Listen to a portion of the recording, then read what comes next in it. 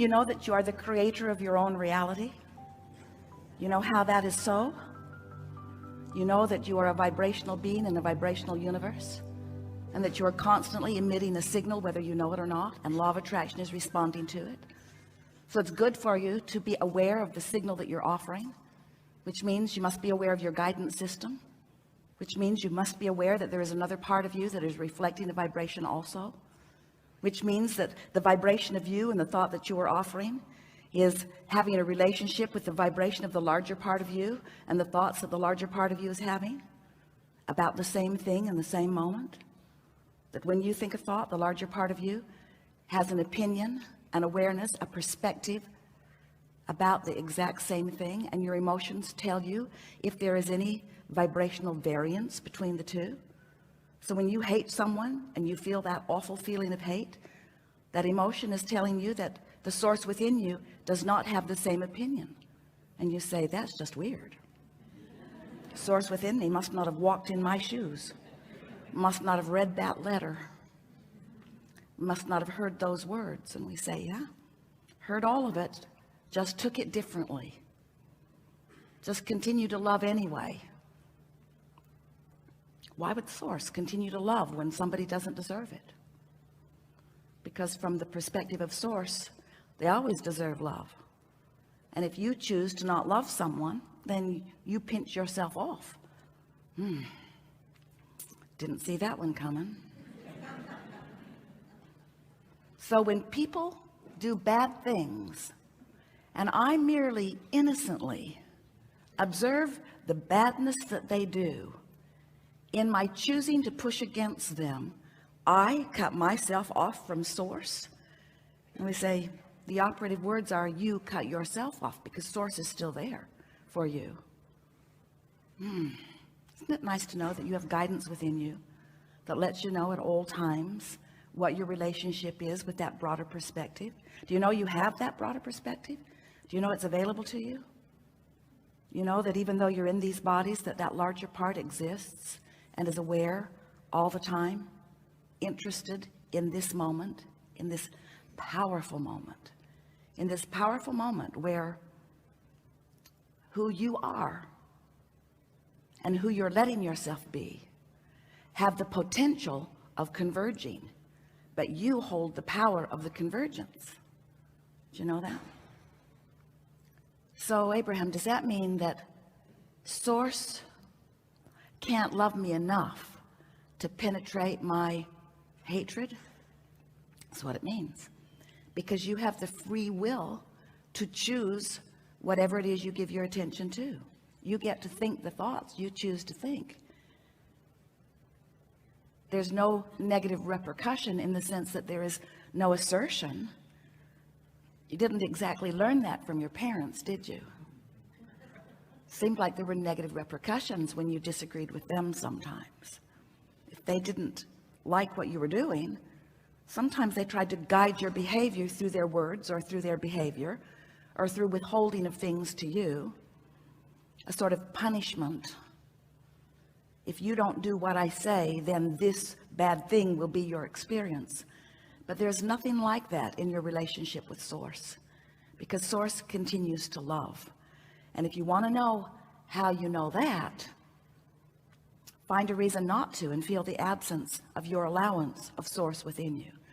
And that also is the operative word, your allowance of source within you. Because no matter what, that non-physical part of you, that source energy part of you is flowing to you, and you have full access to it.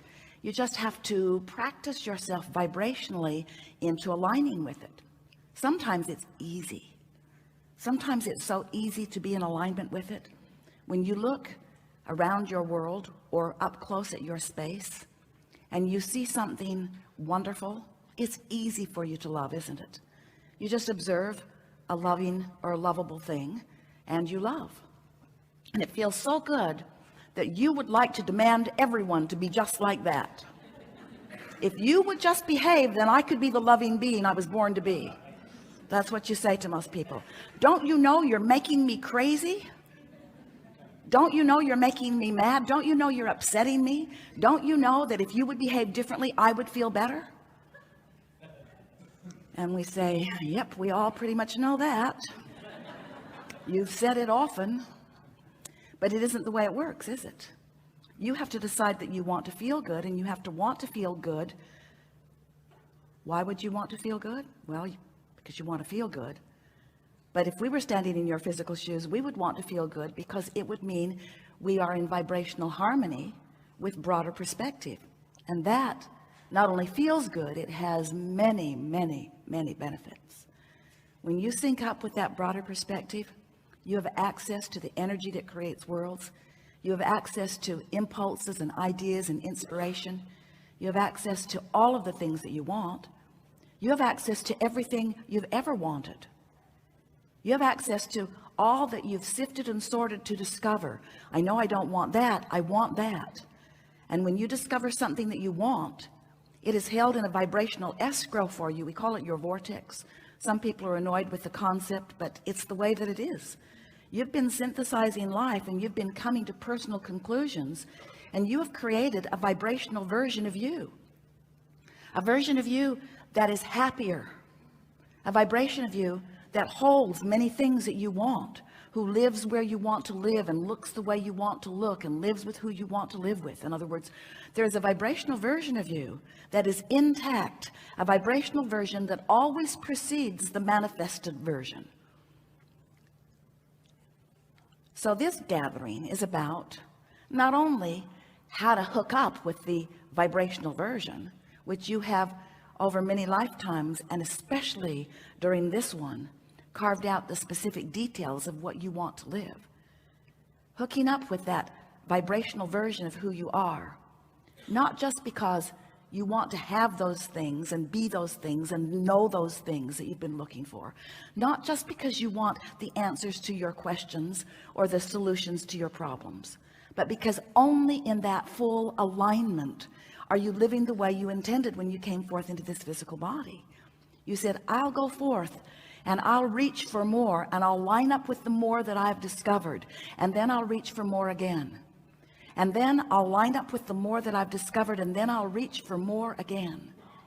More clarity, more love, more agility, more physical well-being, more mental stimulation, more things that are exciting, more things that are fun, more life experience, more.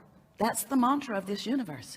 It's why you come again and again and again. It's why you continue to add to, because you know, at least you knew before coming into this physical body, that you are an eternal being, and that there is no ending to that which you are, and that this life experience is perfectly established in order to be the perfect bouncing off place for you individually and collectively, but personally, to identify new intentions, new desires, new becoming, new expansion.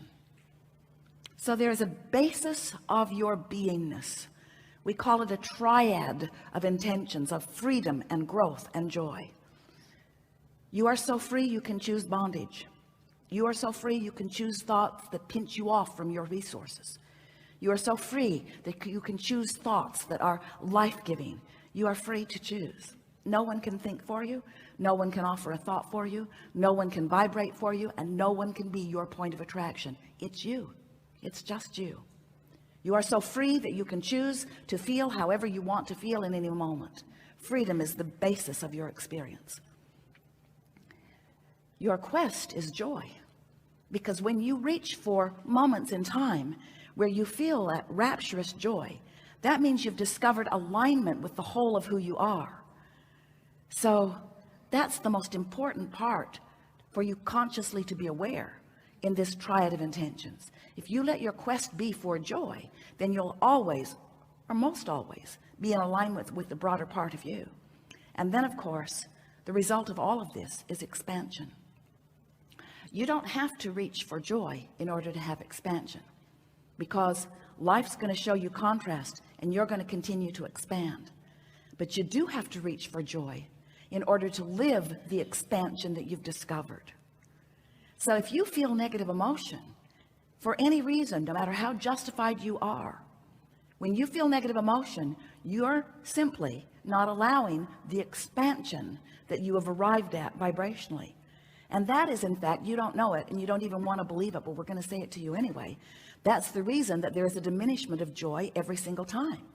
The reason you don't feel joy is because you're not in alignment with the whole of you, and that's the only reason you're ever upset about anything. Did you hear that? The only reason that you're ever upset about anything is because you haven't let yourself be what you've come to. No, Abraham, I'm pretty sure that I'm just mad at that guy. I'm pretty sure it's the circumstance that is the reason for my negative emotion. We say it's an excuse you're giving. It's the focus you're choosing.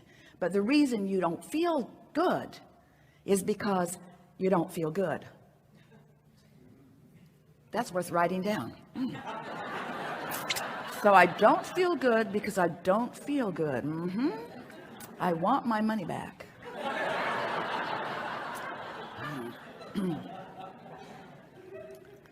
But that really is what's going on. The reason that you feel so angry or so upset or so disenfranchised or so victimized is because you're choosing something right here, right now, that is not allowing you to be in full vibrational alignment with all that you are. And that, we want to choose the most spiritual word we can find, sucks. It's just awful. It's just awful when you are not in alignment with who you are. And that's why you get so animated in your wanting to cast blame. It just feels awful when you don't feel good, doesn't it? It just feels awful. It feels awful because you're denying yourself the wholeness of who you are. You're a diminished part of who you are. You're not fulfilling your reason for being here in this moment. However, we would like to encourage you not to beat up on yourself too much about that, because even in negative emotion, there is value. Because how do you know what you really want? How do you discover who you really are until you taste a little bit of what you don't want? It's part of the deciphering process. So as we are moving forward here today, we want to, if you want to, and you do, because we want you to. No, that's not it. We want to explore more fully the idea, the really law-based idea, that negative emotion is not a bad thing, it's a good thing, because it's a clarifying thing, because it helps you to define more clearly the direction that you're wanting to go.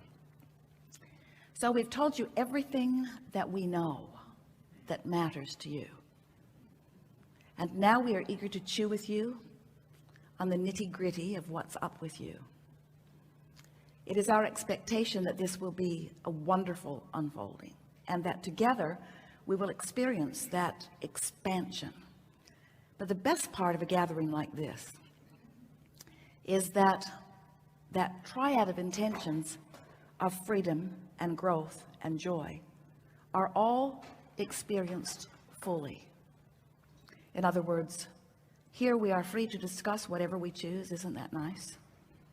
And expansion will certainly be the result of coming into alignment with the fullest part of you. And that really is our quest as we play together. It's our dominant intent to provide conversation, to guide conversation too, to create a vibrational platform or environment that makes it more likely for you than ever before to come into vibrational alignment with who you are. So there's going to be a lot of conscious, deliberate expansion as a result of the time that we spend together today.